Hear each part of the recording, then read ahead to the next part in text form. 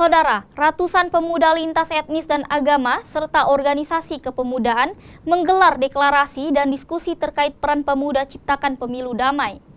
Pemuda diharapkan mampu mengajak pemilih pemula berpartisipasi dalam pemilu 2024. Ratusan pemuda dari berbagai organisasi kepemudaan, organisasi keagamaan, dan organisasi kemasyarakatan berkumpul dan berdiskusi tentang peran pemuda dalam pemilu mendatang.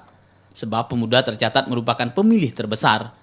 Pengamat politik Universitas Tanjung Pura Pontianak Jumadi menilai, diskusi dan pemahaman soal politik perlu dilakukan agar pemuda bisa lebih paham dan memiliki gairah untuk berpartisipasi dalam pesta demokrasi. Melalui diskusi politik, pemuda juga diharapkan tidak apatis, namun justru mampu mengajak pemilih pemula lainnya untuk berkontribusi dalam pemilu. Termasuk tidak termakan isu hoaks atau isu yang memecah belah dan bisa turut menyampaikan sosialisasi di lingkungannya. Agar mereka juga ikut berpartisipasi dalam pemilu, menggunakan hak pilihnya. Tidak cukup itu, ini kan kita memasuki era demokrasi digital.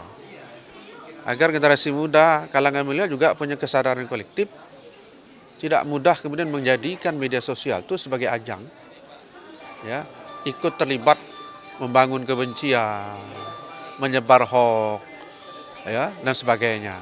Oleh karena itu, tentu yang terpenting adalah memberikan kesadaran kepada mereka agar bijak apa yang kita kenal dengan literasi sosial media. Sementara itu, Komisioner Bawaslu Kota Pontianak Erwin Irawan bilang, Bawaslu memiliki keterbatasan personil untuk mengawasi jalannya proses pemilu.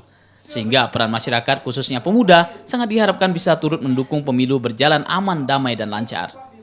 Termasuk bisa berkolaborasi dengan Bawaslu jika menemukan adanya indikasi kecurangan pemilu. Dengan keterbatasan personil yang ada di Bawaslu sendiri, karena kita tahu nih di tingkat kelurahan itu cuma ada satu pengawas.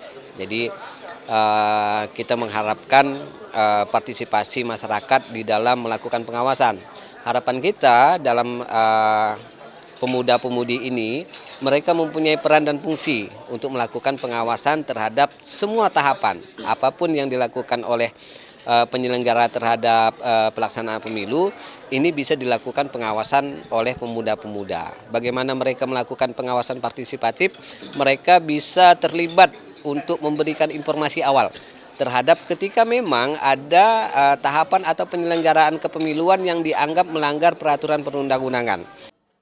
Dalam deklarasi lintas etnis dan agama organisasi pemuda ini juga dilakukan penandatanganan komitmen bersama untuk menciptakan pemilu yang damai, aman, jujur, dan adil. Samsul Hardi, Kompas TV Pontianak, Kalimantan Barat.